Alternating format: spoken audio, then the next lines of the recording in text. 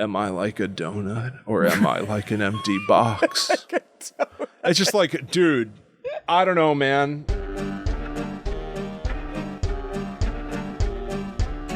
Hello, welcome to Guide to the Unknown. I'm Kristen. I'm her little brother, William. We are talking about Dexter Season 4 today, the Trinity Killer storyline. Yes. Because Dexter, was it Resurrection?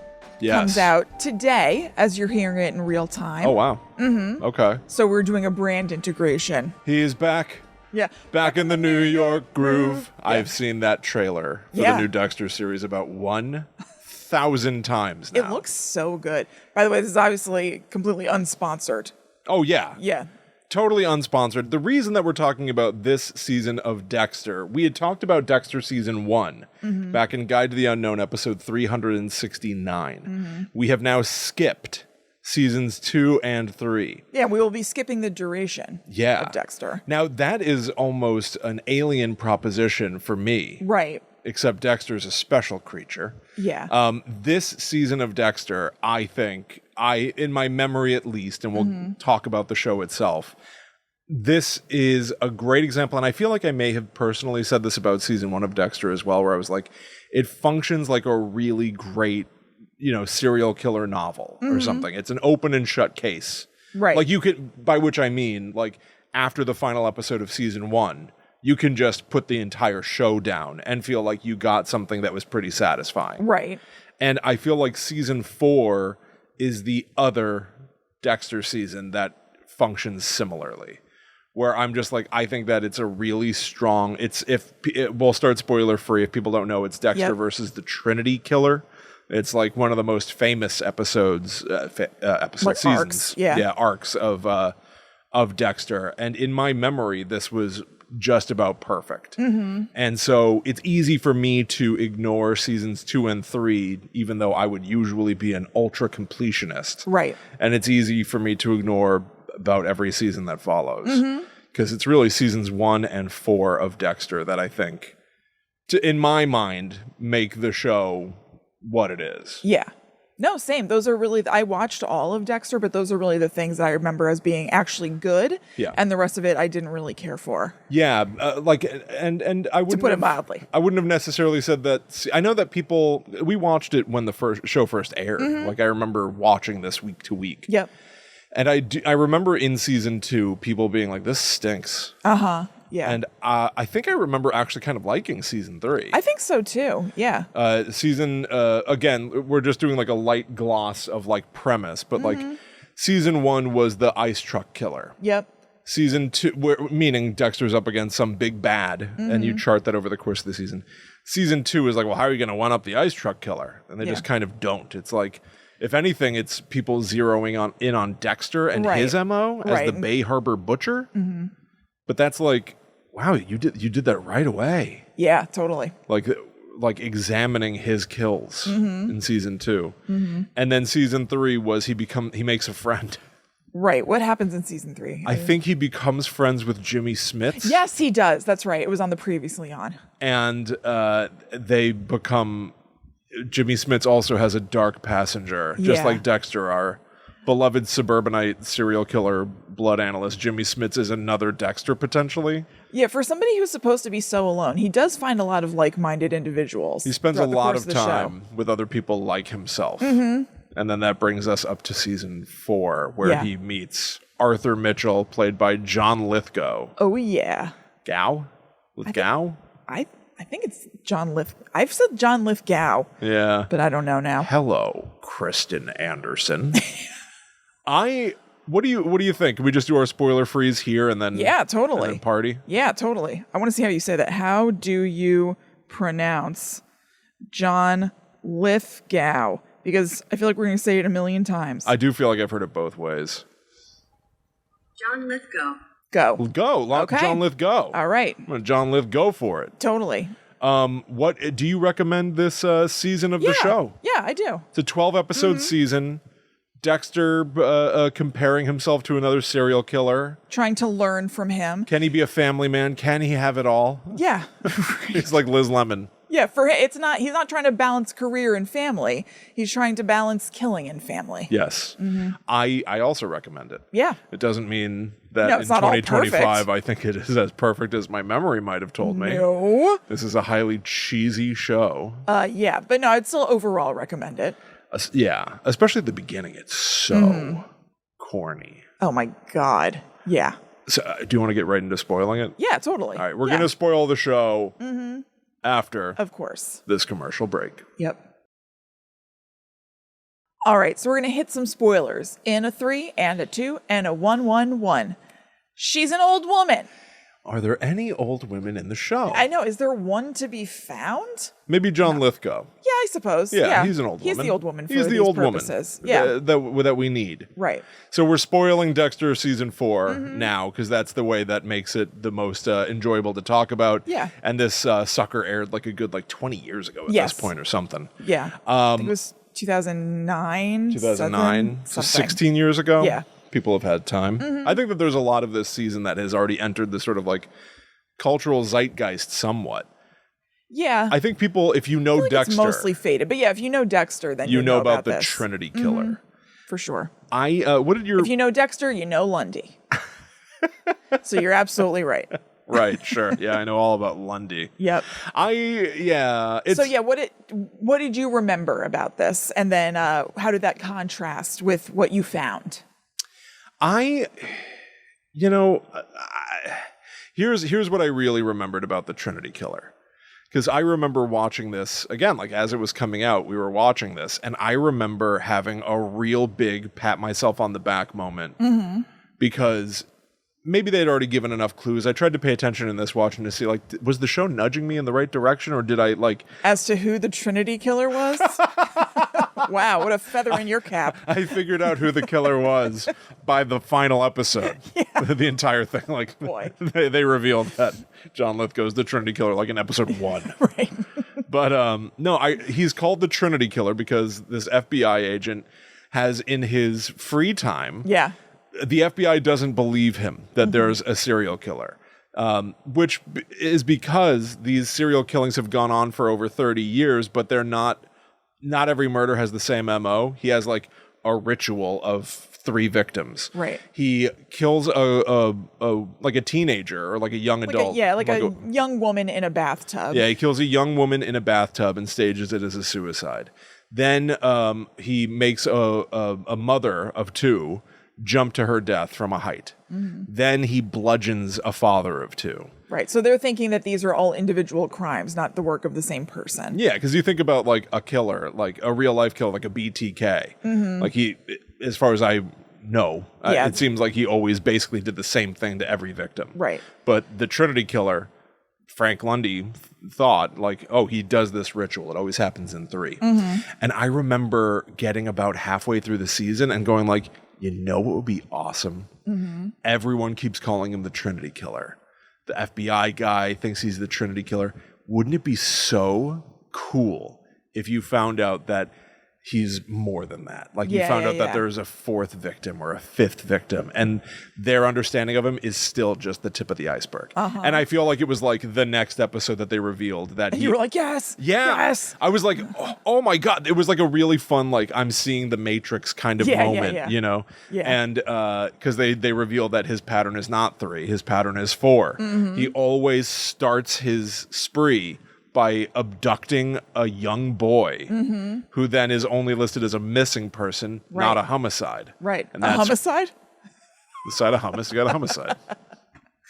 That's right. That was a reference to the movie Another Stakeout. Yes, of course. Not intentionally at first. But the kids are always, listed as missing persons. So it didn't get on Frank Lundy's radar or any of our characters to catch him that way. But I always thought that was awesome. He's not the Trinity Killer. Yeah. He's the Quadrinity Killer. No. The Quadrupy Killer. I was going to ask you what his name would be. We both had it at the ready. The Quadrupy. Yep. The Quadrupy Killer? Or the Quad Shot Killer. I don't like that. That feels like you're trying to be cool. Yeah. Of course. With a quad shot latte. Exactly. the quadrupy killer? Does it have anything to do with the droopiness of John Lithgow? No, We see a lot of him, you know. we do. And I did some research into this. Oh. So How much research did you do? You type in John Lithgow nudes basically. So, yeah. So into Netscope, your browser of choice like Dexter uses. yeah. No, so I was like, yeah. So anyway, yes, we do see quite a bit of him. We see his buns We see his bunch. regularly. Yeah. And I was like, I wonder if this was like John Lithgow's first foray into nude scenes or anything. And he was like, I'm just going to go for it for this, or if this is like business as usual. Yeah. Turns out business as usual. He's been naked before. Yeah. Okay. In front of our eyes. Oh, okay. So in 2022, he did an interview with GQ where he talked about his like multiple nude scenes that he's done over time. And it started with a play that he was in 1973. And he said every time he has been nude in something, he has won a major award.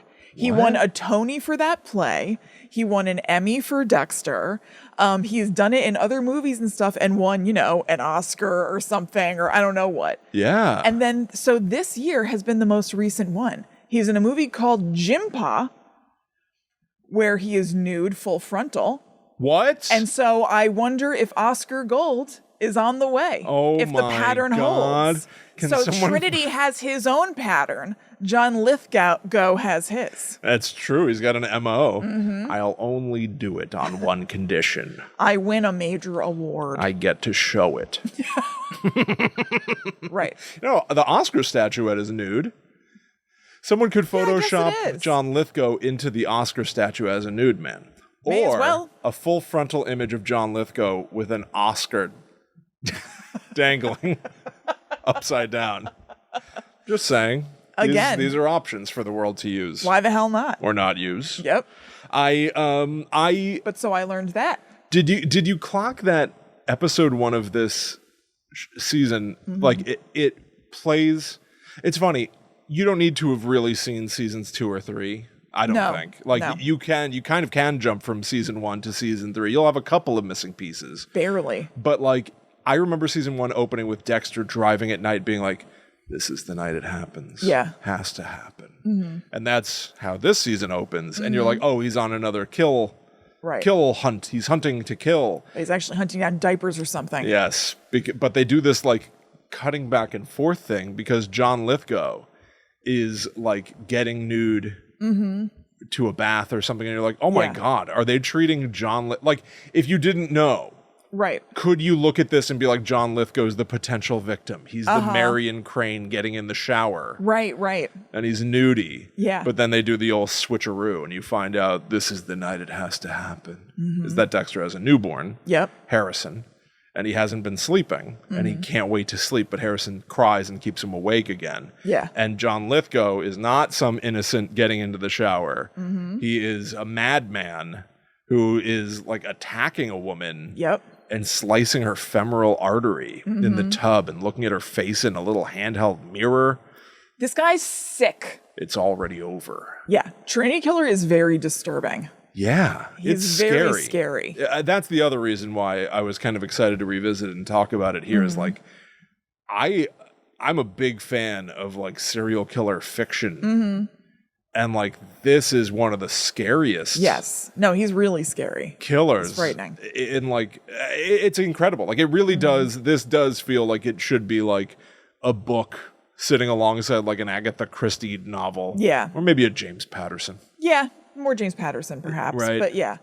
But it's very enjoyable for how dark and sick it is, because the Trinity Killer is severely unwell Oh, yeah. and scary, Yeah. domineering. Yeah. And that like it's John Lithgow. I know. The Progresso Soup guy. Huh? He did Progresso Soup commercials. This, He'd be like, it's soup. Over like a beautiful bowl of soup. it's already steaming. It's already soup. It's already soup. He's not wrong. It probably is by the time he's looking at it.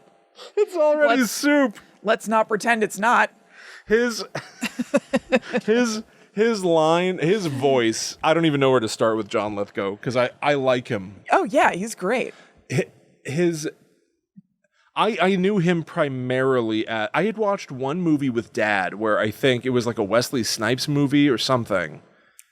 And Was he a bad guy in it? yeah, he was a bad guy. Does it do with a mountain? What? Does it have to do with a mountain? I can't remember. There's some movie, I think it's a Sylvester Stallone movie, where he's a bad guy. Oh, I don't know. Yeah, he's been a bad guy several times, but like the thing that I mostly knew him from was obviously from Third Rock from the Sun. You know, like he was funny. Yeah. And then, I don't know, Shrek? I can't pretend that, like, that's right. You know, I can't pretend I followed his entire career or whatever. But Same. I had seen him be a villain once before and been like, whoa, Yeah. Intense dude. Third Rock man is scary in this. And then in Dexter, like, he really doesn't hold back. He really is like, Oh, yeah. he's committed. Like, he like elevates this. Oh, he's so good. Massively. Yeah. Yeah. He's incredible. And some of it is like, yeah, it's the writing. The weird thing about Dexter is like, it's a mess. Oh, totally. Like in this season and the first season, the main storyline is really great, really compelling, and then the side storylines like suck. Like, what are you doing with So these boring. side stories? I just wrote down, almost like Twin Peaks, I wrote down a list of side plots.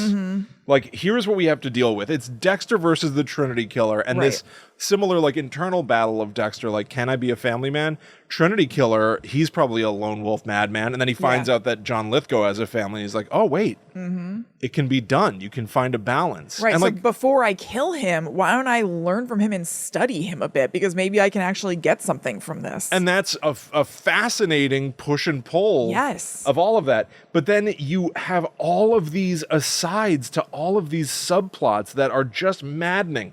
Did you know that Angel from the police force is in love with Lieutenant LaGuerta? Yeah, I sure did. Did you know that they spend every single episode talking about whether or not they should be in love or if they should tell people about their love? Well, even worse than that, it's them trying to navigate the bureaucracy of filing paperwork about their love, rescinding the paperwork, signing an affidavit saying they're broken up, getting caught lying about it, getting called into the office about their love. It's like, oh, Why do they think I care about their love papers? I don't know. Red tape love papers. I don't give two Rudy Poo. I don't give two Rudy Poo shits either, brother. It's impossible to me that they cannot come up with other things for these people to do other than have romantic squabbles. Totally. Because then Deb, who is arguably like the second lead, although not really, like I would say that like the stars of the show are John Lithgow. Right, and, but I would say besides Michael whoever C. the Hall. like rotate, because another thing with Dexter is they always bring in basically a second rotating lead. Like, it's, season 1, Ice Truck Killer guy kind of, then Jimmy Smits, then Arthur Mitchell. The season after this, it's Julia Stiles. Yep. Then it's like somebody else. So that's really Colin Hanks. Right. Yep. So usually it's like Dexter and second guest star lead who comes in for like one season. But Deb is kind of the constant second lead. Right, yeah, exactly. She's regular cast, but they can't find anything for these other characters to do except she's got a boyfriend who's on a cruise ship and she loves him. Right. But then FBI man, an old man. Yes. An old man from the FBI comes back into town who she can't resist. Her frail old man lover from season 2 he was. He was hunting the Bay Harbor Butcher. Season 2 he was. From season 2 he was. He's Frank Lundy. We didn't see him in season 1, so I'll just briefly say that in season 2 he was brought in to try to hunt the Bay Harbor Butcher, who is Dexter. Yeah. And now I didn't go back and watch season 2. No, he clearly didn't do a good job. No, he didn't get him. Dexter slipped right through his fingers. Well, he frames Dokes. Right, that's why Dokes is not in this season. He got him or whatever. But it's like... And then I think he exploded Dokes. Well, then he's not very good at his job, Mr. Lundy. Yes. He can have the wool pulled over his eyes, and then he's brought in here again as if he's some, like, shark. I know. He's like a hot shot from the I have FBI. a theory about a killer, the Trinity Killer. Now, he's kind of right. I'm about to say. He didn't piece together so much shit. Yeah. They make a big stink out of Frank Lundy being like, the Bureau wouldn't believe me. I said that there were these Trinity killings that happened in a cycle. They wouldn't buy it. There was 3 of them, and they go back 15 years. Yeah. And then Deb looks into it for 5 seconds. Totally. She's like, how about 30? It goes back 30 years. And he's like, well, huh. I spent one lunch break I know. and figured out so much, Mr. Lundy. Totally. And then they find out that there's a 4th victim. Mm-hmm. Frank Lundy, rest in peace. You were not good at your job. Not the best. Well, I think he was working on the Trinity Killer on like nights and weekends from, like on top of the FBI job. And then as soon as he retired, he basically shot right down to Miami to get to work on it again. So I guess. To be fair, this was not his full focus for his career. Well, regardless, the Deb subplot is then this love triangle. Yeah. Now I love Frank. She's constantly hyperventilating and like on the verge She's like of choking. Vomiting. Yeah. Like as she cries. Yeah, I know. So much cry acting. Deeply unpleasant. It's unbelievable how much cry acting comes out of Jennifer Carpenter in this show. Yeah. I just think about this show and I think about Dexter going, I'm empty like a donut. Yeah, doing that voice. And then Deb her just being going, like, what the fuck, Dexter? Yeah. That's the entire show. Pretty much. 8 years Pretty of much that. until she falls in love with him. Oh, yeah. Crazy. I don't even remember how that comes about.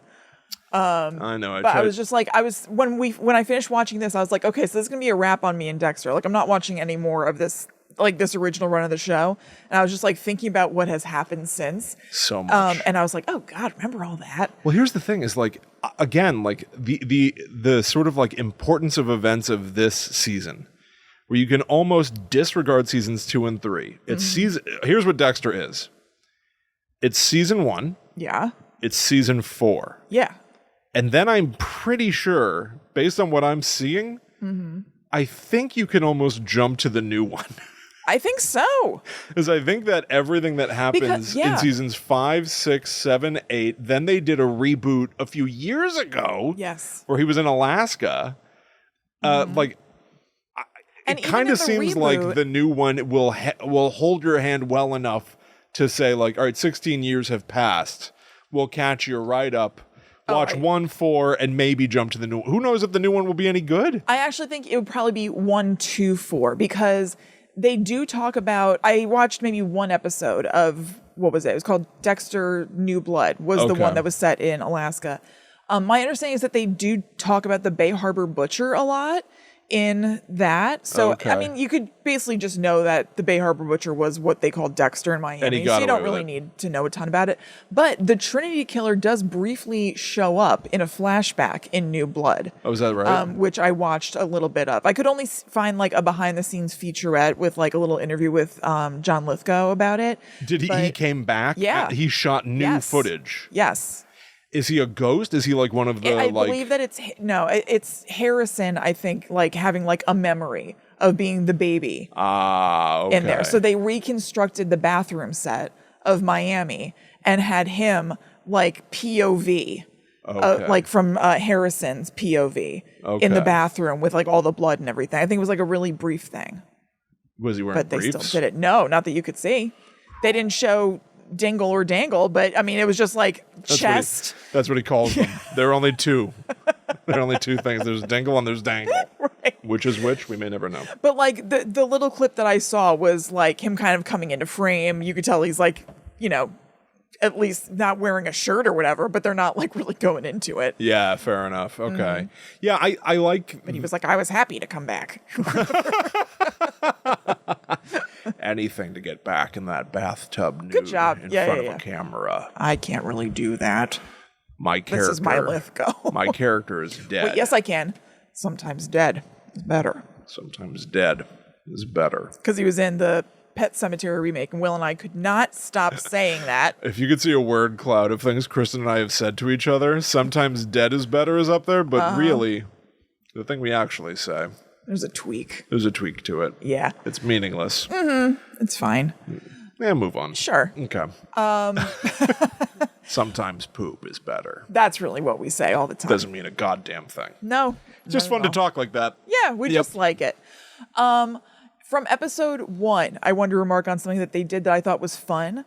They did a little callback to the Dexter intro and theme when they're introducing us to like new Dexter, baby dad Dexter. Yes. So they like play the theme of like the music, and they're showing Dexter getting up in the morning, just like they always do in just like the regular episodes. But now it's not him just like getting up, putting on his shirt, looking sexy, doing his shoes. Everything is going wrong because he's like exhausted and like in dad mode. And I thought that was fun and creative. It is creative. It is part of the weird tonal issues with Dexter to me, though, where I'm like, this is both funny and also sometimes going too zany. Yeah, so like, I can see that. The best thing to me was the iconic Dexter opening is a mosquito biting onto his arm, and then he smacks it, and it creates like just a little blood pop on his arm, and he smiles. He loves it. And so the like silly Dexter's exhausted opening is that he goes to slap the mosquito and it goes away. Right. I would almost say like, cut it after that. Leave it there. Because then it becomes he's pulling the shirt over his face and he does a big comical yawn. Yeah. He's like, yeah, his yawns are crazy. By the way, though, so yeah, I was thinking like these yawns are nuts, but he yawns later in the show and his yawn is like that.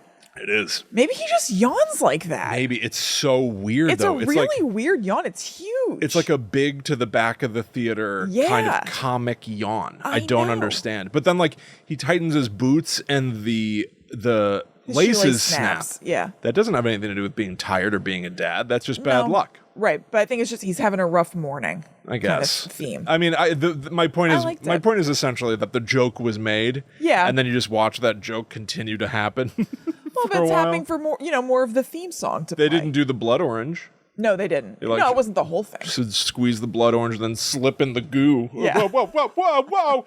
He also, this is a Paramount Plus issue, but it played the proper intro. Right. And then did the cold open of John Lithgow Nudity. Yeah. And then did the silly intro of Dexter yawning and trying to slap the mosquito and it flying away. Well, it's not a whole intro. It's just like part of the show. Well, but why didn't that take structurally the place of the actual intro?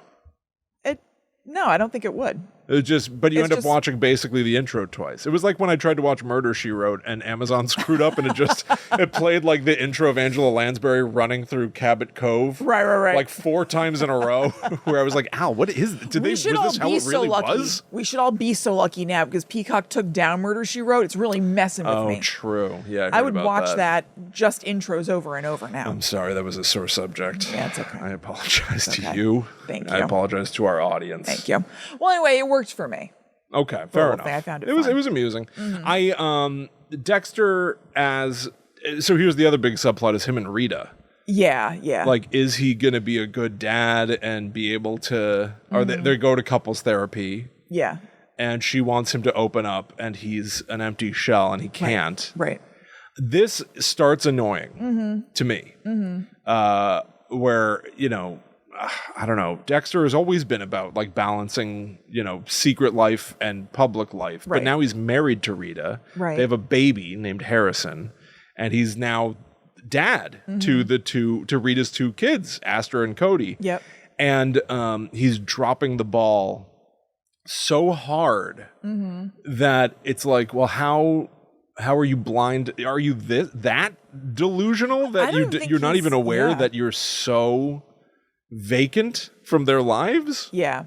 I think he's so selfish, like, and mixed with optimism. He's like, well, I can do all my stuff and at the last second I can pull it out. And he's just not pulling it off at the last second. But just continuing the cycle, just like keeping going. I do appreciate that, like, similar to like a Jigsaw, I like that he's delusional about how well he achieves all of this stuff, and yet Rita's at home being like, Dexter, it's not working. You're dropping the ball. Yeah, right. You need to open up to me. It becomes too rinse repeat because it just becomes this again. It's like the same note every single episode of her being, I see you trying, but I need you to try harder. Yeah. Like the entire show, they give nothing for Rita to do except comment the same comment to Dexter every time. But I still do like that he has now constructed his life in such a way where he was keeping his apartment for a while and hiding that from her because that's where he keeps his blood slides and stuff. And then she finds out and she's like, it's like but it's weird. Yeah. Like, what are you doing there? Like, you have another bedroom somewhere? Are you cheating on me? Or what is this? Because why'd you lie and say that you got rid of this apartment? Yep. All her concerns are totally valid. Yeah. They just don't give her any lines. No. Other than, Dexter, No, Talk she's just to like me. completely there to serve Dexter, Yes. basically, character-wise. But I still do like that he in his mind is like, that was a close one. yeah. And then she's basically there to be like, I'm seeing you. I'm seeing the cracks. Yeah. I'm seeing every crack in your facade. You're not getting away with it. And the entire season, specifically this season, like notably this season, is him having to decide basically like, am I with Rita as a cover to seem normal? Have I taken that cover too far? Right. And I need to essentially abandon them. I mean, he never wants to say that, but he's got Harry, his adoptive father, who's basically his internal monologue. Yeah. Who talks to him as a spirit guide kind of thing. So anytime Harry's talking, like that's Dexter's counterpoint. That like is his dark passenger. Right. Talking. Yeah. He's like, Harry's more of a pain in the ass this season, I think. everyone is a pain in the ass. Yeah. Harry's worse, though, this season. Than I found him more obtrusive than I remembered him being in season 1. Well, if I remember, and I may not remember fully, I kind of think he was mostly present in flashbacks in season 1. Oh, maybe. Like now we're seeing Dexter, because it's like they were like, we got to keep paying James Cromwell. Right. Right, yeah. James Remar? Yes, it is that. Yeah. We got to keep paying James Remar. He's on the staff. Yeah. So he's more a of ghost. nudge. He's physically present during a lot of scenes. We'll put a soft. Yeah. I know he's always glowing yellow. Yeah, it's just like it's rough, and everybody is saying the same things to Dexter in every single episode. I found a lot of stuff with like Dexter and his life really claustrophobic, and it was like making me itchy. Everybody's just being like, "You're fucking up, Dexter," just like from every angle because he is. Yes. But I was just being like, "Well, figure it out, Dexter. This is making me uncomfortable. Like, you got to figure this out." Watching this made me very anxious, and I couldn't It was making me decide itchy. if part of it was I had to watch a lot of this. Like I really had to marathon this season. Yeah. And so I was watching the show Focused. like while making food for the kids. Yeah, Like yeah. I was watching it like on my iPad. Yeah. And then like Zoe would be like, "Daddy, I said, can you do this?" And I'd be like, You're like Dexter. "I'm slipping." Yeah. Like, so I was, and then I'm like clipping, baby Jack into his car seat. Yeah. As I'm watching Dexter like clip Harrison into his car seat, and I'm like, this doesn't seem good. My mask is slipping. This isn't good at all. Yeah. And then I went for a night drive. Yeah. I was very anxious watching this Yeah. show. There were too much baby life and trying to fit in weird side life or professional life or whatever. Well, guess what? I was just sitting on the couch feeling that way. Because Okay, so then maybe it's just the show. I'm sure that it was also, of course, you had literal additional pressure, but also the show was like that. Like, he's just like, he's got so much to do. He's like busy doing something and constantly somebody's calling and he's like, "Morgan," or he's like, "Hi, Arthur," because he's got like a whole second life going. Yeah. It's like, oh my God, this guy's got so much happening. It's so There's too much going anxiety-inducing. on. Lieutenant LaGuerta needs those blood reports. Yeah. Deb needs to talk to Dexter Plus, about it's any number of Thanksgiving. things. He should be with his family, but also he's going to be with Arthur Mitchell, the Trinity Killer's family. Yeah. It's like, oh my gosh. How much time is there in the day for Mr. Dexter Morgan? Because sometimes Many hours. Sometimes it's nighttime, and then it seems like he's driving all over the state, stalking people, killing people, having secret conversations, Yeah. and then makes it home to watch a show with Rita. Yeah. At the end of the day, it's like, that was a crazy day of work. No, I'm like, what time is it? No, it's Is crazy. it 2 a.m? Or he'll like kill people who go to work, whatever, and he gets home and like Aster and Cody need him to like help with the project and build something and whatever. And I'm like, oh my God. This is too much. This is too much for one man to handle. You need to cut something, Dexter. It might need to be your extracurriculars. Yes. I just can't. Well, that's what I enjoy about this season is that what it really is, it's about Dexter deciding too late Yeah. that he does want to cut some of his extracurriculars. I know. When he was looking at the moon and he wondered if Rita was looking at the same moon. Oh no. I know, it was Arthur Mitchell's moon. Oh, William. And I think it was a blood moon. It was like a red moon he was looking at. Oh, and then really? Arthur Mitchell's moon was going to be a blood moon too. Yeah, because he was bathing in blood. Right.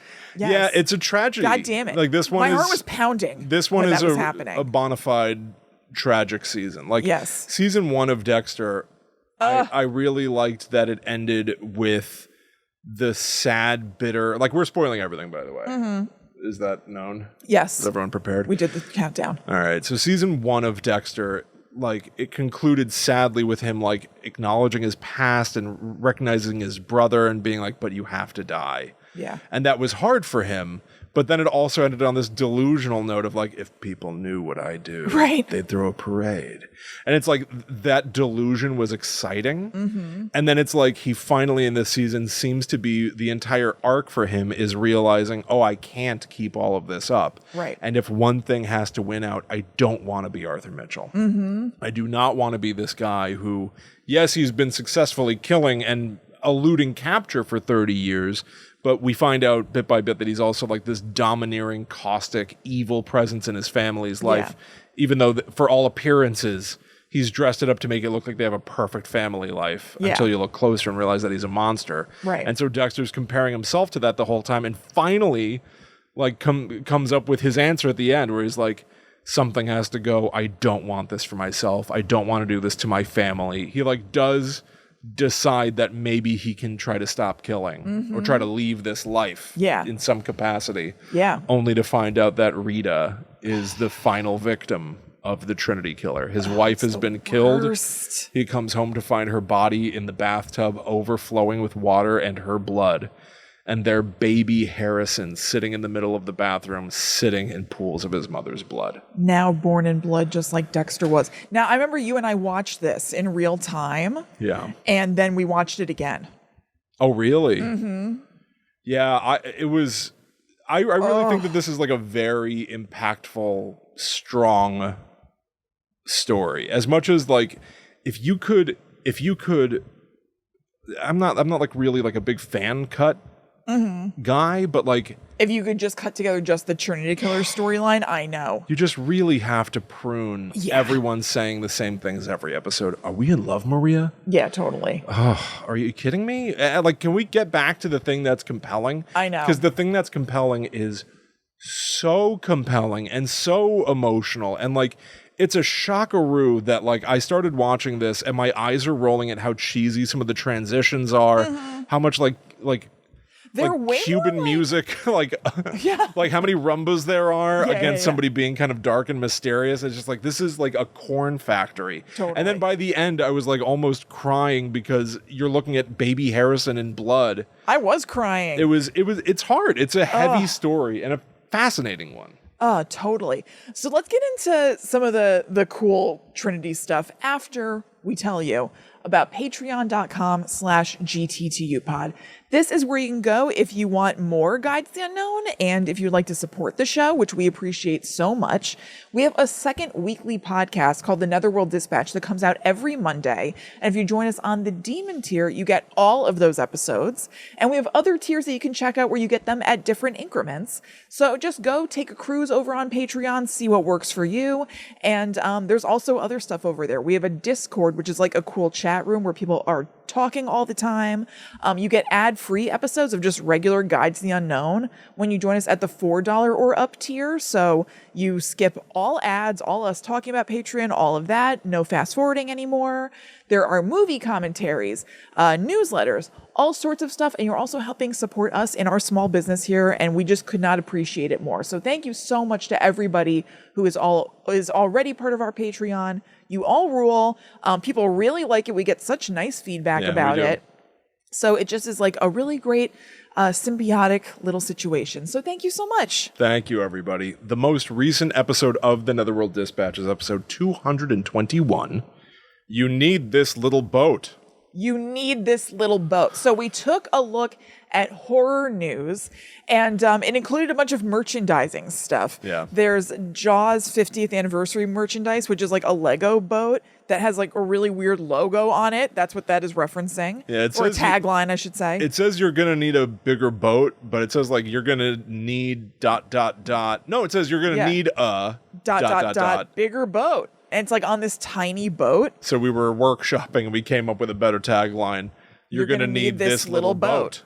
Because it's a tiny boat. Perfectly sensible. Absolutely. And it's a funny play on the famous line from the movie. Duh. We took a look at I Know What You Did Last Summer, who has a Red Lobster meal. Yes. Which is out there right now. If we have any listeners out in LA, go get the free Dread Lobster meal. Go enjoy it.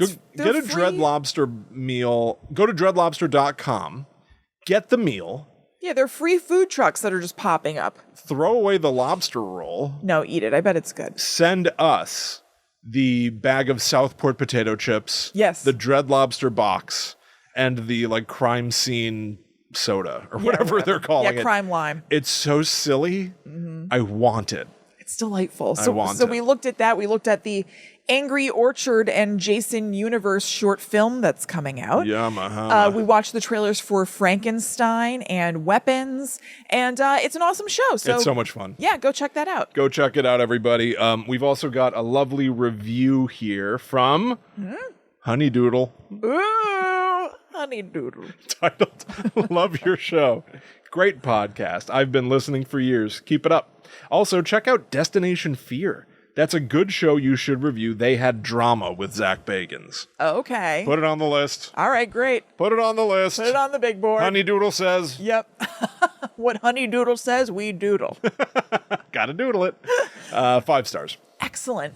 Thank you so much, Honey Doodle. Thank you so much to everybody who leaves us reviews. You can leave us a written review like that on Apple Podcasts, or you can leave us a starred review on Spotify, or really wherever you listen. And we appreciate it so much. If you leave us a written review like that, we will read it on the show. So please do. Yes. Please doodle. And finally, on a personal note, Yep. next week is the week that The Trouble with Tessa premieres. It's a show that I am the head writer of. It's coming to Screambox, which is a horror streaming service. Follow at The Trouble with Tessa on Instagram, because starting as this episode drops, we have a lot of like fun marketing stuff that's going up, including a story that will really start to now unveil itself every handful of days over there. Yep. That William created. There are already some videos that I do voiceovers in with a scary voice, and I'm sort of reprising a character you'll hear in the show in those Instagram reels. Awesome. Very fun. Go check it out. Start to theorize. Buy a notebook and make a little murder board. Be a little Frank Lundy. Yeah, why not? Why not? Maybe do a little better. There genuinely are some things that you can probably speculate on. Yeah. So go check all that out. The Trouble with Tessa, July 15th, Screambox. So exciting. All right. Shall we get back to it? Let's do it after this commercial break. Okay. All right. Arthur Mitchell v. Kyle Butler. Yes. This gives me the oogie boogies. Really? Yeah, it's so uncomfortable the way that Dexter has integrated himself into this family. He's very much inserted himself. Yeah. It just makes me very nervous a lot of the times that he is like in their house doing stuff. Oh, like it's so weird. His DNA is all over that house. Yeah, absolutely. And he's just acting so odd. I don't know if this is just the way that like some people operate, where they're just like, oh, good, a pop-in or whatever. But like Kyle Butler is just really up all of their asses. Well, this is something that's fun to me, though, about Dexter being like, because he really is, and you know, John Lithgow says this several times in the show. He's like, you're like a child, Kyle. Yeah. Because Dexter... This guy's mask is slipping, by the way, left and right. Holy Even if I didn't know he guaca. was the Trinity Killer, Yeah. I'd be like, something is up with Arthur Mitchell. Damn it, Arthur Mitchell. The And Michelin we need Man. to be careful. It is fascinating, though, because he's such a great fictional analog to a BTK. Yeah. Who was, for all intents and purposes, like BTK, he was active in the church. Yes. He was active in local politics. He was a dog catcher or something, which in retrospect is especially gnarly. Yeah, I know. You know? Right. But yeah, like he was married and had kids. Yes. At least one. And so Arthur Mitchell has been hiding in plain sight as Family Man. And it's like, they've got a very interesting outlook on, like, the entire show is about examining, like, how do these two halves of a person exist at all? Right. And the thesis, the culmination is basically they don't. Yeah. It doesn't work. And so Arthur Mitchell is forcing his family to act like things are peachy keen. Right. Like even his son, Jonah, who's the one who's like pretty outspoken, is like at one point, Dexter shows up at the house and it's not this, but like Jonah, who looks like he's like 17 or 18. Right. Dexter's like, how's it going, Jonah? And he goes, peachy keen. It's like something like that. Some Yeah, like it is. old-fashioned ism, he says. Yes. And it's like, especially this time I was watching to be like, I remember when the show first aired being like, oh, it's a cheat. Right. It's a cheat because the family did seem fine. There were no cracks until all of a sudden Dexter's in the house and Arthur is so overtly villainous that it felt like it wasn't playing by the correct rules. Like it felt like the show was not giving us any hints that he was, brutal with his family until all of a sudden he's hyper brutal with his family. Right. But it's kind of there. Yeah, I think you can see cracks. People just act a little weird. Yes. Like his wife is a little... No, it's too perfect. They're covering up. You can tell that, Yeah. And Arthur Mitchell, basically it's like he's got this hang up because he as a kid, and this was fascinating too. He finally, when he opens up to Dexter, because Dexter, as you said, keeps coming around and keeps puppy dogging around Arthur, because really he's like, I should be killing Trinity, but could I learn from him? Right, so he wants to observe him from close up as much as he can. So he makes up this persona of Kyle Butler, who bumps into Arthur at church where he's a deacon, and Arthur is ahead of a program called Four walls and a heart or something. I don't remember. Yeah, 4 walls make a home. Yeah, I don't know. But it's building, homes for people or whatever. Yeah. So then Dexter as Kyle gets super involved in that and helps build a house, but then really just gets up Arthur's ass and bumps into him at the store and is like, I just really need this, Arthur. Can I go where you're going? And it's like, oh my God. Well, so what I like though is that as crazy as that is, he is trying to portray himself as somebody that a church-loving man should want to help. Yes. And Arthur is also so abnormal that I wonder if his internal life, if we could hear John Lithgow's thoughts, if he'd be like, all I want to do is move on, but this guy needs me. Am I supposed to? What's the right thing for a deacon to do? He's also playing a role back to Dexter. And maybe he's like, this guy's being so annoying. Or is this what people need? Is this how people are when they need something? Yep, totally. Maybe John Lithgow doesn't know that Dexter's being abnormal because he's also trying to overthink every interaction from 1,000 angles. I think he knows he's being abnormal, but it's this is what I'm supposed to do in my role as, deacon or whatever. Okay, as nice guy. He's a very interesting, he feels like a fully realized, living, breathing character. Yeah. Which I think is why people, if you know about Dexter... I think that's why he's so memorable. But it's also why, because I feel like every once in a while you see these articles where they're developing a Trinity Killer spinoff. Right. To what end? Yeah, is that actually happening? I can't remember. I don't know. Yeah. I feel like I saw it that again, in the last year. I think that you might be right. I'll give it a goog. But it's just this is a season of a show where I feel like Arthur Mitchell is explored from top to bottom. Well, it's probably it's probably a prequel. It's probably going to be, some young hottie or something. But I don't care. We know what he's been doing. I know, but if you can take something that's already popular and now make that new in some way, of course they would do that. Well, no, I understand market appeal. I'm saying from a story standpoint, they've explained the childhood of this man, the last 30 years of his life. True. We've seen what else is there what is there to reveal? Who knows? Now, there's always a way that you can write a good story.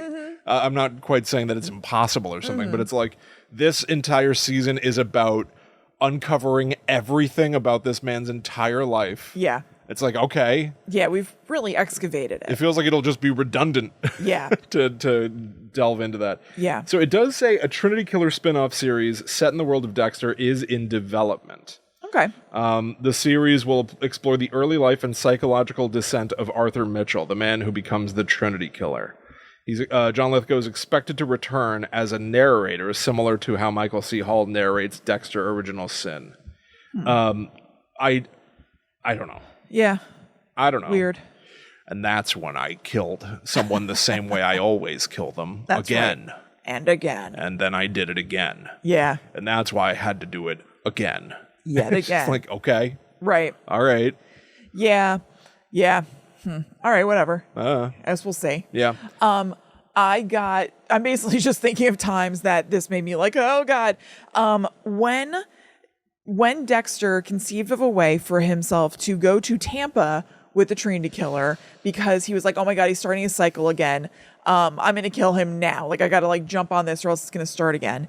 And he confesses to him that he just killed somebody, like an innocent person, as Kyle Butler, because Dexter himself accidentally killed someone. An innocent man. Yeah, according to his code, but he got the wrong guy. So Dexter is actually stressing that he got the wrong person and he killed an innocent or whatever.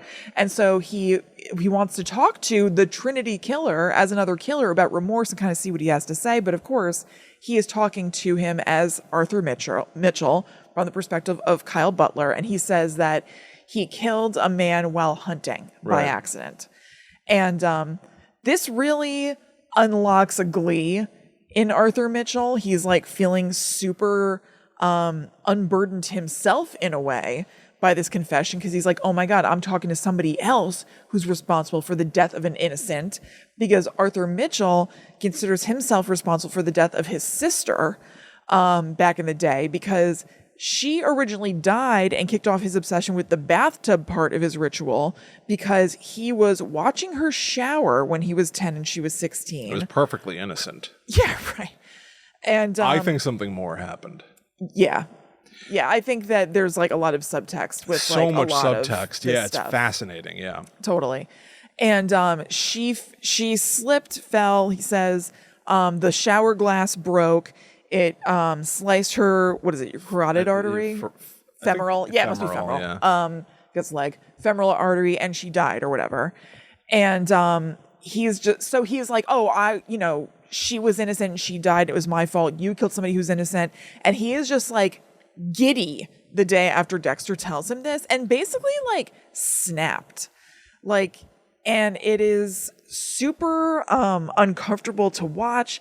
They're supposed to go start a build. And he's like, nope, we're going to have a little surprise today.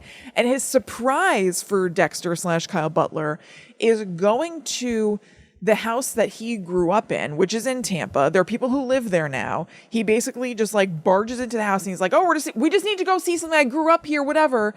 And goes up to the bathroom where it is and then just kind of like fugues out for a second staring at it and tells Dexter the story of it. Yeah. This is his great surprise for Kyle Butler on this day. And he's like, because don't you see? We're the same. Like, I'm like you. You're not alone. Yeah. So like the surprise is that, don't worry, you're not alone. I'm telling you the story, whatever. But it is so chilling. Well, it's really the way that he's acting that whole day. It's really Arthur being like, I'm not alone. Exactly. I thought I was alone in all this. I'm acting like I'm comforting you. I'm comforting myself. Of course. And it whips him up into this manic state. Oh. And then he even like Dexter needs to, for his alibi in Tampa, he's like convinced everyone that he's going for some like conference. Mm-hmm. So he goes away to check in for the conference and send a text with a picture of himself with like a weatherman to prove like, I'm here doing innocent things. And when he comes back, Arthur's sitting at a table with a family. It's so scary. And he's like, I was just telling these kind folks all about our stories and unburdening ourselves the way that you should be unburdened too, Kyle. Why don't you tell them what you did? Yeah, it's like a mom, a dad, and like children. And they're all just kind of like, okay, like the politeness of people is keeping them frozen in the scenario that Arthur is insisting is fine. I have just come over to your table and I have absorbed your day. Right. For my purposes. You about how my sister died at my hand. Yeah. Now here's my friend. Maybe he can tell you about how he killed someone last night, basically. I think it's a combination of politeness and maybe fear at like, what's this guy going to do to us if we reject him? And thank God Dexter comes over and he's like, these people just want to enjoy their lunch. Let's get out of here. And the dad just looks at him like, yeah, go. Yes. Or whatever. And it's really tense. That's what scary. Arthur's done with his entire family. Mm-hmm. His wife is terrified of him. Mm-hmm. His son hates him and is scared of him. Yep. His daughter he treats like she's like 7 or something like that. And she's like now very developmentally. Well, I think there's subtext there too. There's an abuse. Yeah. Yeah, mm-hmm. I think so too. Yeah. But he locks her in her room. Yeah. Yeah. And she gets like hypersexual with Dexter. Right. Which is, and he's like, you're 15. And she's like, I'll do whatever. It's right. Like, oh, Jesus Christ. Right. And then even her mother. He calls her Vera at one point. Yeah. His daughter, which is his sister's name. Yeah. So like do you want to see a Trinity Killer show where he's explaining? Right. Like Dexter, yeah. The point of Dexter is that he's navel gazing. And to me, that can be overly repetitious to the point of like, holy shit, everyone. Yeah. Like, am I like a donut or am I like an empty box? It's just like, dude, I don't know, man. You say this every day of your life. Will is saying that because there's this scene in the first season of Dexter. We talked about it in the Dexter episode where he's carrying a box of donuts. He's giving them to everybody because he's like playing the role of nice guy or whatever. And then somebody takes the last donut and he looks down at the empty box and he's like, empty. Like me. That has to be one of the worst lines that's ever been in any show ever. No, it's terrible. Dexter is a show. But then Will keeps saying, am I like a donut? Am I like this donut? Like the way that the proper series finale of any Dexter is that someone hands him a munchkin. It's like, I finally like have this. a center. He should go with David Lynch's advice, which is to focus on the donut, not the hole. Yes, there you go. Yeah. It's just like Dexter is a show of such highs and lows. Yeah. The lowest lows with a couple seasons of very high highs, yes, in my opinion. And also, I think that Michael C. Hall himself is great. Yes, I think he's agree. such a good performer. Like, I really love watching him. I agree. So even with this, like, corny-ass stuff, like, I just really like watching him. And so without him, it'd be, like, real rough. I mean, I'm sure there could be someone else, but, like, so much is really resting on his shoulders. Well, did you watch the prequel show at all? The prequel show. I watched one episode. Okay. And I didn't like it. I watched one episode as well. I don't even remember much about it. I didn't like it. Yeah. And I had been pumped for it. That was a great trailer. Again, sometimes trailers can just like really be great, but then I'm back. They are. Back in the New York Let's hope that groove. the show is actually good. It looks really good. It looks silly, Yeah, it looks very fun. which is hopefully a good thing. Yep. I don't know. I don't know, man. I think that Dexter works as a show because Dexter is constantly trying to evaluate the appropriateness of his actions. But Arthur Mitchell's story is that he is presenting as put together when really he is the height of delusion. Yeah. And that's what tricks Dexter too into being like, oh, he found the balancing act Right, totally. of being a madman and having a family. No, it turns out that Trinity was like basically delusional till the end. Oh, completely. And so a Trinity show to me is a delusional man living in his delusions, as we know that they continue until his own death. I don't have a lot of high I have hopes. a lot of faith for that. I like John Lithgow. No, I do too. But no, it makes total sense to me that they're doing that cynically. Yes. Yeah. As a product or as a market. I can't really thing, imagine what that would be. But So, did you remember that reporter was his daughter? no. I didn't remember that at all. That's one of the other That was a subplots. genuine surprise. New to us in this Yeah. season, Detective Quinn, he's basically the Dokes replacement, Right.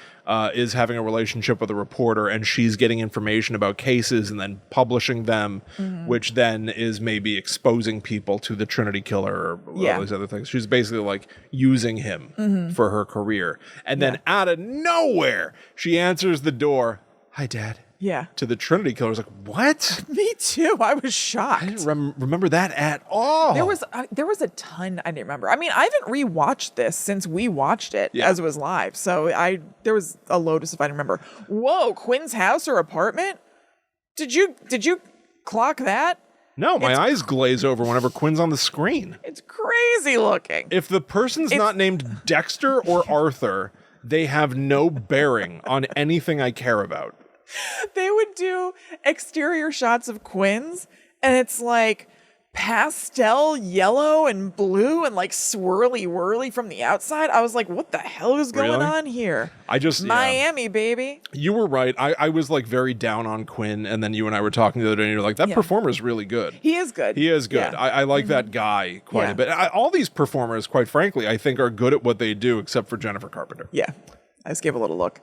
Yeah. Yes, to be quite honest, But that is how I feel. they all can be boiled down to what they say to Dexter once per episode. Yes. Oh, absolutely. Yeah, even Quinn. Even Quinn. The guy's good, but Where he's you going, Dexter? He's hitting the same note over and over, which is not his fault. That's what is going on in the show. Every single episode is Dexter having some interesting dilemma and doing too much. Yeah. Then Jennifer Carpenter calls and goes, Dex, I need you. And then LaGuardia being goes, like, I need those reports, Dexter. We have my back, bro.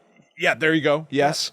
Where you going, Dex? That's Quinn. It's like, oh, you're going off campus again. for lunch or whatever, because now Quinn is Yeah. like, he thinks that he's like shady, he's cheating on Rita or like whatever. Dexter, this is a marriage. That's the Rita plot. Like, it's just everything is the same every goddamn like episode. everything else is boring. It's insane. It's so nuts. But I also had a bit of a flashback watching this show. There's a wonderful moment when Frank Lundy, the FBI guy, he's got nothing to do. He's just walking around thinking about like Trinity. Lundy, actually. I like him too. Yeah. But he's like, he talks into a voice recorder like Coop from Twin Peaks, and Arthur Mitchell bumps into him, and it's like, ooh, this is exciting. That's fun. And they have one of those very TV procedural moments where he's like, they bump into each other and Arthur's like, oh, sorry, excuse me. And then like really looks deep. Really good at the Lithgow voice. Thank you. I'm hoping to take over. Yeah. I'll be the new Trinity. Excellent. I look nothing like him. That's right. In my 30s, I was a fat man with black hair and glasses and a beard. But they like bump into each other and he's like, oh, pardon me. And then they look in each other's eyes for like a little too long. Totally. And then Trinity starts walking away and Frank Lundy goes, hey, wait up. Yeah. Walks over to him and Trinity turns all slow. You dropped these. And there's keys. It's like such a TV, like anyone would be like, something really intense is happening. You're the killer. You're weird. You're the Trinity. You're weird. I think you're Trinity. You're the Trinity killer, you sick son of a bitch. I don't really get why Trinity dropped, because it seems on purpose that he dropped his keys like that. He's just like waiting for Lundy to bring him to him. I don't totally understand the purpose. I know it's probably just like, playing with his food or whatever in a way, but yeah, it's all a big cheat. Kind of weird. But it also led to a moment where I flashed back in time 16 years. Because Lundy, I was like, if anybody has a brain in their head, you'd be like, that was the Trinity killer. Right. And I was like, oh, thank God. He goes like, I just had an interesting encounter with a man. He's getting on the bus. He's 6'2", eyes blue. Yeah. And then I was like, whoa. I had a flashback to one of those things where like we just said it over and over as a joke. And it was Lundy describing the man he just saw. Yep. 6'2", hair blue, eyes too. The way he made me feel. Over the moon. Over the moon. Yeah. Hair blue, eyes too. Way he made me feel. Over the moon. I must have said that. Hair blue. Yeah. This is how you describe a perp. Right. It's not accurate, but it's so funny, like in the context of like a serious moment. His hair was blue. He had 2 eyes. Who's that help? Here's how he made me feel. And then someone listens to that tape later and is like, he encountered the kid. Oh, it doesn't help. Damn it. Oh, it doesn't help at all. I found the Lundy tapes. They're not helpful though. I think Lundy was insane. I think this case drove him right out of his mind. I think Lundy was onto something, but unfortunately, he was losing his mind at the same point. Eyes too. That narrows it down. Hair blue? The way he made him feel. Over the moon. Just, God damn it. I was like, oh, whoa. Yeah. It was like in Lost when like Desmond flashes back into previous versions of his own life. Whoa. I was like back in the basement in East Brunswick. Yeah. Like sitting next to you. Eyes, hair blue. Yep. Hair blue. It's so stupid. It's so funny. I don't know. There are other things that obviously occur that are compelling. I like when Dexter and Trinity go out and Trinity accidentally hits a deer. Yeah. And Dexter's like, you have to kill it. It's suffering. And he's like, I can't. I can't. Yeah. And it's like, this is the line? I know. This is the line you draw. I know. But that also speaks to like a fascinating kind of character of this guy. Right. A weird dichotomy. He can't snuff out an innocent life from suffering. Genuine. It doesn't seem like he's putting on like a little deacon act. Absolutely. He's like freaking. Yeah. That was very, very interesting to me. Yep. Remember when he burns his buns in the shower after the first killing? That's the only time we see that. I don't know if that's implying that after every kill he like does a self-punishing sort of thing. Yeah, but we just see it the one time. You're right. Yeah, and there's that's like a weird Dobby quality to him. And ironically, he's about to be Dumbledore. Yeah, that's true. John Lithgow. But That's he true. punishes himself by blasting his buns with Like boiling scalding water. hot water, like in public. It's like at the gym. I don't know why. Well, I guess because they need to wail. Because he's doing that and he's also like, whoa. He's so I guess he didn't want to do. scary. I know. They really make Yes. him very scary. He's a very disturbing killer. Like he's really, really freaky. Yeah. You know what is also crazy and worth note? That Dexter wants to kind of like, poke the bear, I guess, and see what's what. So at one point when he's in his house, he sees the urn with the ashes of his sister Vera. And at this point, this is early on in their relationship. He is just somebody who has helped, I believe, at one build. Yes. And he goes up to it, he opens the lid of the urn and is just holding it after he asked to, I think, have a Band-Aid. He needed a Band-Aid. So he comes in the house and he's just holding the urn for John Lithgow to see when he comes in. Why would you ever be doing that? And then so John Lithgow attacks him, like pins him up against the walls, like choking him. And then afterward, he's like, "I'm so sorry, Kyle," or whatever. But like, also begs the question, what the hell were you doing, Kyle? Why were you holding that urn? Yeah. I kept waiting for it to be like Dexter just go like, my grandmother had the same urn. Right. Or something. Just some artifice of a reason or whatever. But no, I just picked up this urn of a dead person in your house. And opened it.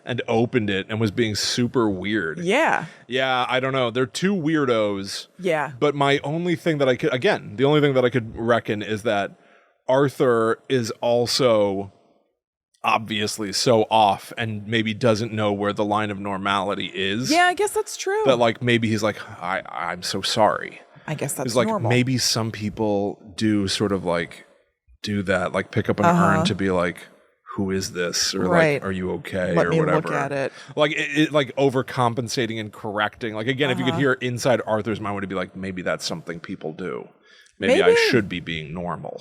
Maybe. I have no idea. Maybe. It's just that push and pull. Eventually, it culminates in a variety of ways, one of which is Dexter.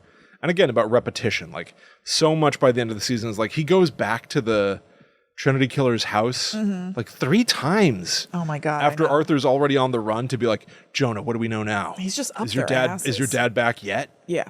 It's like, how many times you show up at these people's house to have the same conversation? It's but then so intense. The final time he peeks out the window and a SWAT team is coming. Yes. This was awesome. It kicked ass. He is like, oh shit.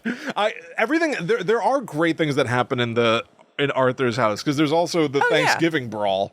Yeah. Where Arthur is like breaking his son's fingers. And then eventually what is it where I know they're at the Thanksgiving table. What are you trying to think of? And, like what leads Dexter to... What makes Dexter grab his belt? I think Arthur is choking his son or something. Why is he doing that? Why is he choking his son? I guess his son was getting mouthy. Yeah, I think he might have been defending his mom. Arthur gets up, he's like attacking everybody. He's like, he like calls his wife the C word. He like That's attacks. scary at the table. Real quick. Shut up. You. Yep. Yeah. He like, I think he says the word. he says it. And then I think he tosses his daughter or something like that. And then I think the son attacks him and he starts choking his son. And then Dexter This is so goes good. ham, like right away. He like takes off his belt, puts it around Arthur's neck and drags him into the kitchen. And slams the door. Right. And then real quick grabs a knife from the butcher block, puts it behind his back, is over Arthur, and now he's in full Dexter mode, like scary mode. This is not just like the nice guy who's separated, who's helping on builds. It's like, what the hell is This is close guy? to the like, open your eyes and look at what you did. Oh, Dexter. definitely. Like, he's popping off and he goes, I should have killed you before, or whatever. Yeah. But then the family comes in and is like, hey, Kyle, what are you doing? Yeah, and they're like, get away from him. Yeah, they revert to like protect Right. Arthur mode. Totally. But that moment, Dexter grabbing that belt and dragging Trinity away and slamming the door, that is like... It's awesome. That is like a Leatherface moment. Yes. That is a scary... Yep. Like, as the camera, we're still in the living room and we're just watching him go through that door and close us off from it. Like, Yeah. it was like anything could be happening. Totally. It's so intense. Thanksgivings. Right? You know, you have all these Family, huh? quarrels with family. And then Dexter's like super mad at himself on the way home. He's like, I screwed up. Like I went too big. I went too hard. I like showed my hand. It's Which all then really leads to good. Trinity being able to track down that Kyle 'Cause now Brody he's is pi- not Kyle Brody. Now he's pissed. He's like, okay, so now I'm gonna have to go after this guy. Why am I saying Kyle Brody? What's his name? I don't know. It's Kyle Butler, but who is Kyle Who's Brody? Kyle Brody? I'm I gonna look don't that know. up. Who's It Kyle does sound Brody? familiar. Yeah. But yeah, so now he's gonna have to kill Kyle Butler to just like get him off his trail or whatever. So he, searches. Okay. This is not what I meant. Okay, so Kyle Brody is a fictional TV character from Charmed. I don't think you watched Charmed, Played though. by Kerr Smith. Yep, from Dawson's Creek. He's also in the Burkittsville 7. Okay. That's why okay. Kyle Brody is the Rustin Parr final victim. Oh, right. Okay, that's right. That'll do it. And then, according to Google's brilliant AI, is then grows up to be in Charmed. They're acting like these are the same character. Quick facts: played by Kerr Smith. Movie The Burkittsville 7. TV show Charmed. All one character, Kyle Brody. Anyway, Kyle Butler is AI the is Dexter. not quite up to snuff. Right. But Trinity comes to the Yeah. Miami Metro Police Department. And it was the big moment that was in all the trailers. I looked up trailers for this season to like try to find like because I remember being so excited for Yeah. this. Where he comes up to him and he's like, "Hello, Dexter Morgan." Oh, it was so good. It's so perfect. It's not overplayed. It's not hammy. It's great. It's great. He tracked him down. He tracked him, yeah. I kind of said trapped. He trapped him down? He Yeah. trapped him down? So I was starting to say before at the end of the show, Yeah. when Dexter goes back to the house again and the SWAT team comes in, Dexter has no choice but to hide in a coffin that Arthur had built. And that was how he eludes the SWAT team. Yeah. And just in the nick of time, he puts his forensics badge around his neck as the garage door barely. opens and Deb is there. It's all so risky. So risky. It is so risky to the point where I'm like, no one could reasonably believe that he did get there on time early and went into the garage. No way. No way. But it's also just like, how do I explain this though, from her perspective? You She know what I either mean? has It's to, like- in that moment, be like, I guess Dexter knew the Trinity Killer Yeah. and was already like, it's Right. such a baffling thing. The only thing she can do is go, Okay. that would be so crazy. Totally. I You guess just he have got to here believe him. early. Uh-huh. Okay, that's a real like Batman, Bruce Wayne, Yes. Clark Kent moment. How'd you get here so quick? Because I did. I was here? Because I got here quick. Yeah. I don't know. But that was so tense. I know. Really, there were so many moments in this season that made me like, just like so uncomfortable. This was like my Curb Your Enthusiasm when people are like, oh, I can't watch it. It's too cringe. It's too uncomfortable. That's how I felt watching select moments of Dexter this season, Yeah. where I was like, oh God, oh God, oh God. Which, like, if there was a lesser villain, as there often is Yeah. on Dexter, that level of agita for the minor payoff is like not worth it. It's like Totally. the juice ain't worth the squeeze. If you're gonna make me this anxious, but I'm not, my like gears aren't No, but turning it was this good. much. It was good. Yeah. Yeah. No, I liked it. And then he catches Trinity, and he takes him into a little bunker, Yep. and they have a fairly tender conclusion together, I know. which I also think is fascinating. Like, there's this weird sort of like, you're a monster and a killer and evil and whatever, but like to also have the contradictory feeling of like, but this is also a goodbye. Right. Like I felt like he gave him almost like a little bit too nice of a goodbye, like too nice of a kill. Like he put on the train set for him. Yeah, in Arthur this- loves a choo-choo. Yeah, he loves his choo-choos, and he put on the record player that was in the little bunker. Like he gave him things that he enjoyed Yeah. before he killed him. He also used the claw which side is- of the hammer. Yes. so there's that. There's that. But no, like I understand all that thematically. I think that's all really good thematically, honestly. Like Yeah. it's all cool. But from the perspective of like, this guy's an evil killer, like why are you giving him like a kind of a nice Yeah. send off in a way? Especially with the later knowledge that before Dexter caught him, he had just killed Rita. God. Oh my God. That killed me.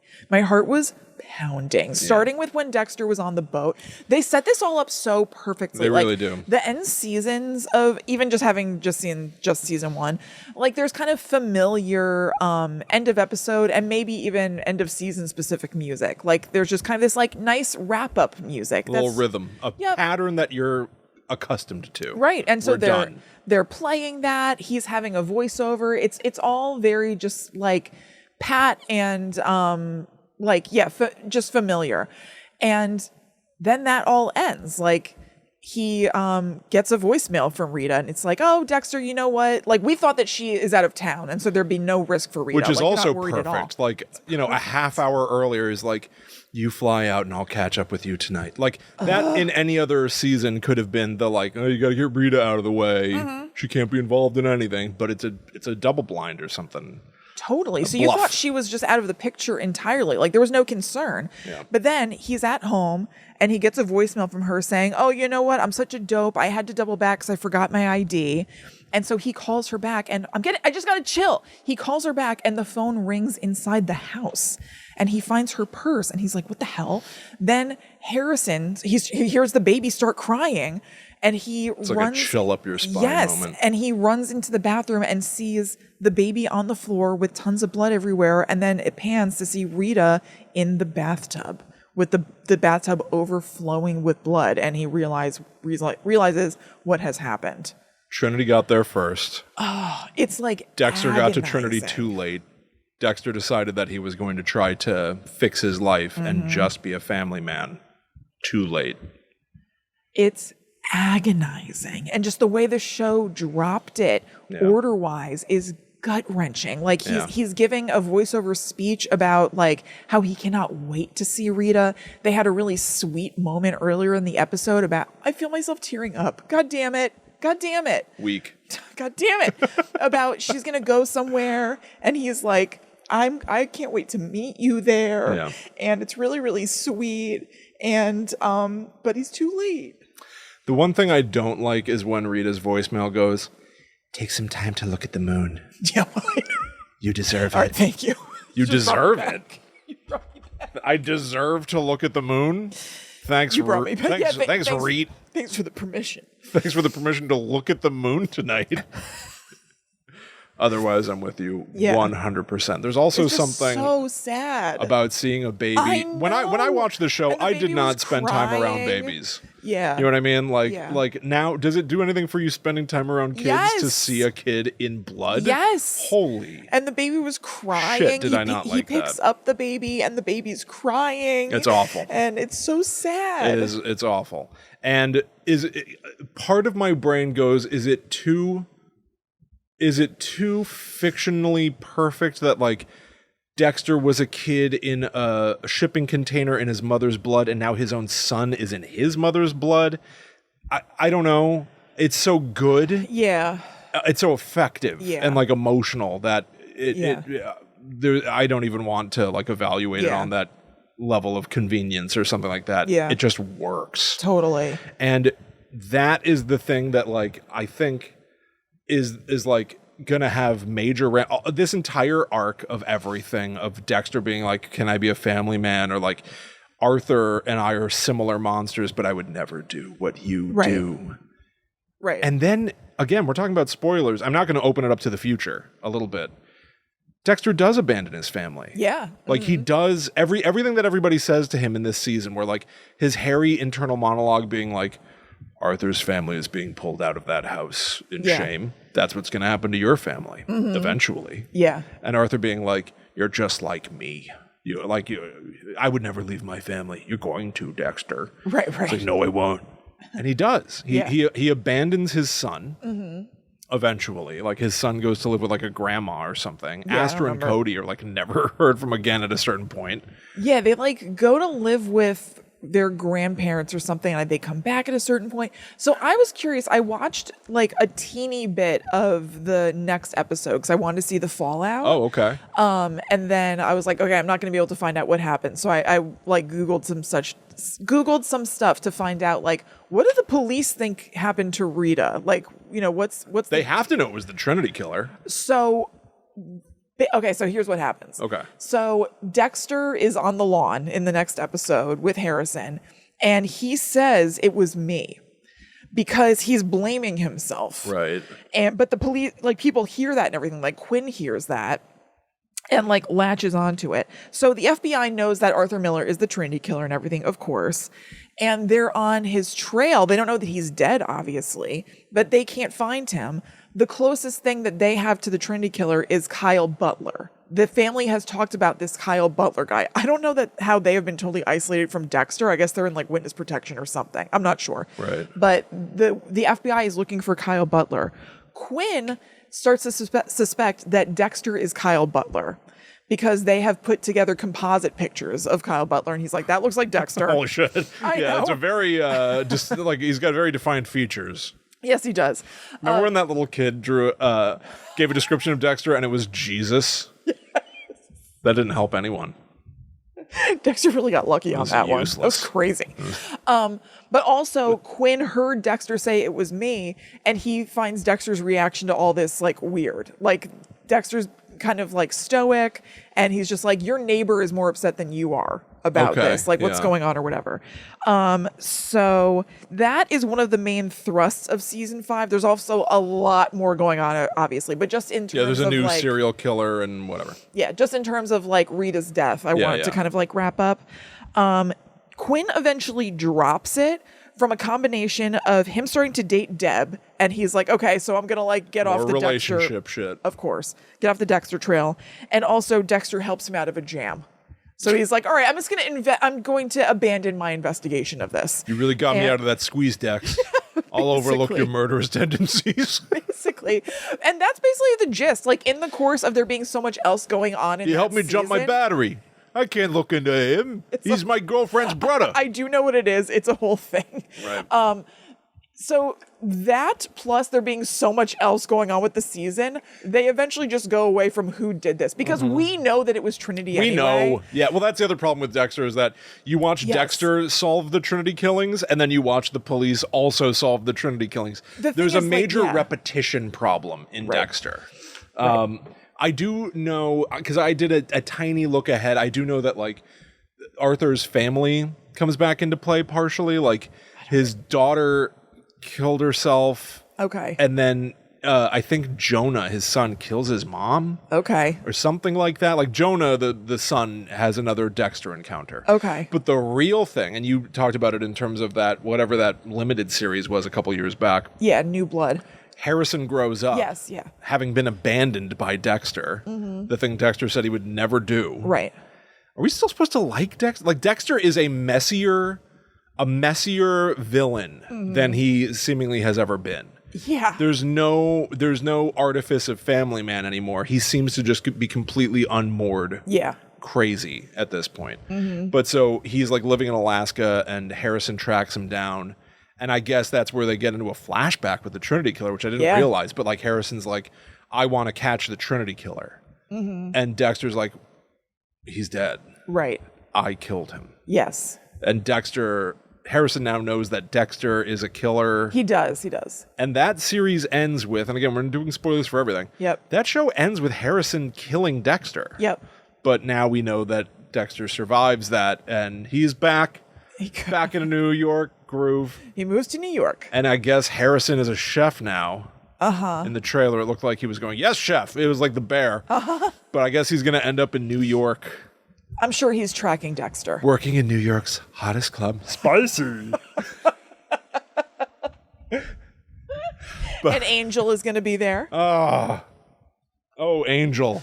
I'm looking forward to seeing Angel. Can they please give him something better to do than be in love, though? Oh, God, I hope so. I would think. He was in New Blood, Angel. Dex, I it's don't know if good he to was see in it a you again, ton. brother. I have a girlfriend. I have another girlfriend. Can we talk Can we about talk her? about my girlfriend, Dexter? If they bring him back I know. to talk about how he's in love with someone, I'm going to have diarrhea. I would think not. Like, I watched some clips of New Blood for this, and it was just Angel talking to like the sheriff in Alaska about like the Bay Harbor Butcher or something. So I think they're giving him stuff to do. Angel in the trailer for this new show coming out, Resurrection, he's like in the hospital room with Dexter or whatever. And I think he's like, oh, I know you're the Bay Harbor Butcher or whatever. Yeah, and then Dexter... And that's what prompts Dexter to go to New York City. In the trailer, they show Dexter climb right out the window. Yeah, I know. So I imagine that Angel is going to be, on his trail. I guess. Right? I mean, that must be what he's doing. That guy, the actor David Zayas, is doing like a ton of press for this. So Yeah. I think he's going to be pretty present. Okay. If they can give the other characters something more interesting to do than be in love with each other, I know. I'll be pleased. I really hope so. There's no hint of romance from the trailer. It seems like Harrison's also on the trail of Dexter I know. and maybe has to reckon with having shot his dad. And Yeah. it's just like Dexter's life did end up in the worst possible scenario as per Although Harry's he seems pretty code. happy. He seems too happy. Totally. For everything miserable. he's been through? For all the hell he hath wrought on others, too. I don't know about this. I do like Peter Dinklage as a serial killer collector. Fun. Yeah. It looks like it may be better constructed as an entire series, I hope. Yeah. But it looks sillier. Yeah. Yeah. I don't know. And that sounds good to me. I know. But and then Harrison, does he have his own Dark Passenger now? Yeah, I don't know. Yeah, so we'll see. I think I will be trying to watch this show. I definitely will. Yeah.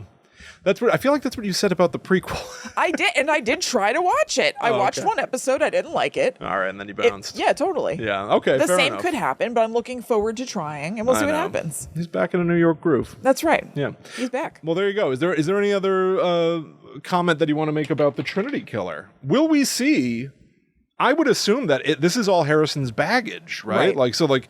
Maybe we will see Harrison refer to the Trinity Killer in this season. I would be surprised if he didn't. I would assume, because I think the Trinity Killer is kind of like a signature Dexter thing now. Yes. So I feel like there's going to be a name drop. I don't really think that, since now they've done a little reprisal of John Lithgow in the show, it doesn't seem like there'd be a reason for him to show up. But I feel like they'll quite a life for yourself, Dexter. I think they'll mention him. What do you think? Let's go to the Empire State Building. I'd like to try a New York slice. Have you been to the Met? I would not be shocked if, because Dexter has now got this language of dead characters being part of his inner monologue. Right.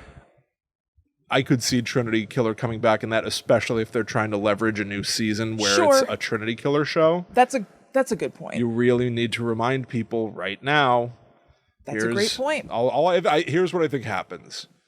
Dexter returns to his hideout, whatever that is. If it's a New York high rise, he seems to have a lot of money. Yeah, I know. He's got that weird. gaming computer. He's got a gaming computer. I assume he's in like some bad guy's house. I think he is. But I think that he hears a flush and walks into the next room, and it's John Lithgow sitting on the toilet, side.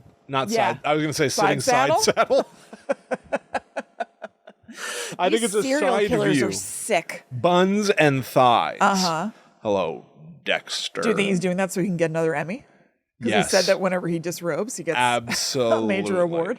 I'm here for the gold, Dexter.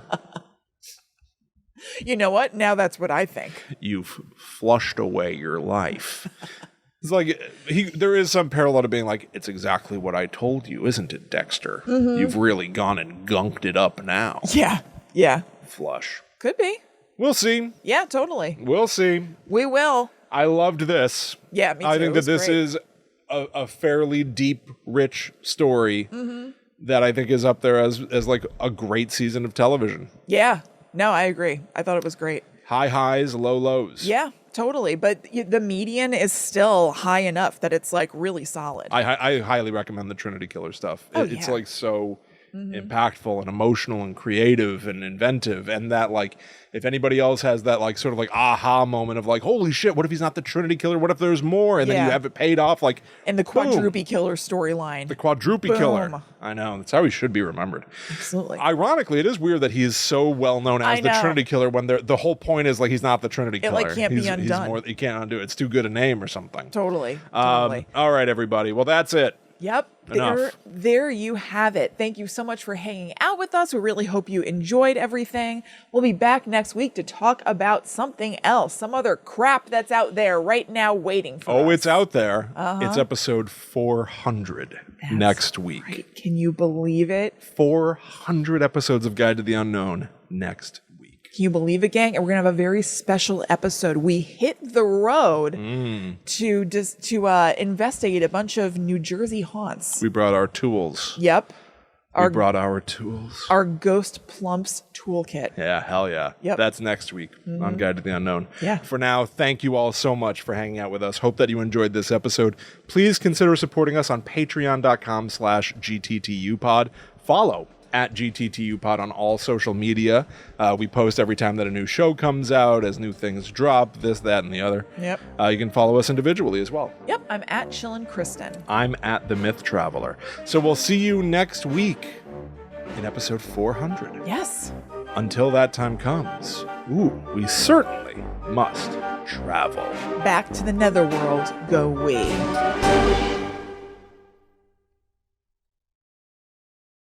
Let's hit the road. Get your bindle, get your Ghost Plump suitcase, and let's get on out there. We're going to Miami. Bienvenido a Miami. Dun, dun, dun, dun, dun, The Sex and the City theme song?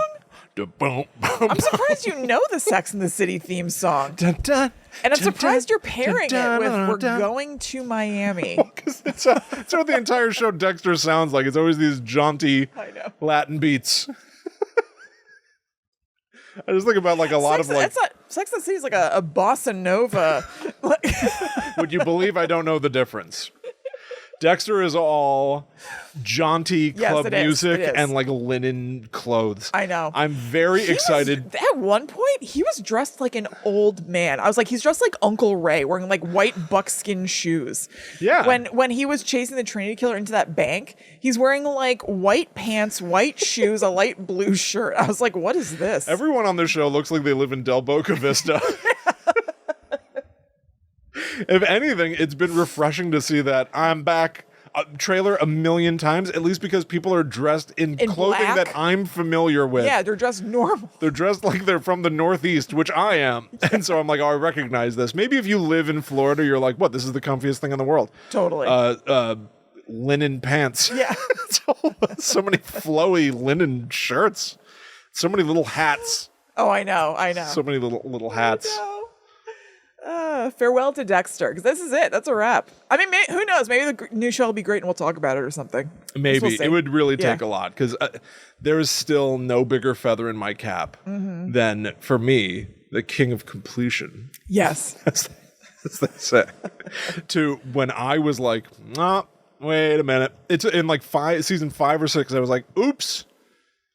I don't think I can continue anymore, and I bounced from Dexter. It was the greatest decision I ever No, that was wise. made. I honestly can't believe I stuck it out, because I will bounce on anything. There was a good 2 or 3 years after that moment when I stopped watching Dexter that I kept hearing from you being like, it's so bad. Yeah. I would just be like, well, then stop watching it the way that I did. Fascinated. I don't know. Join me in quitting this show. Yeah. And I have never finished another season of Dexter ever since. Not the prequel series, not that Alaska series. Yeah. Can New York bring me back? I guess we'll see. We'll see if you're back in a New York groove. I'm back.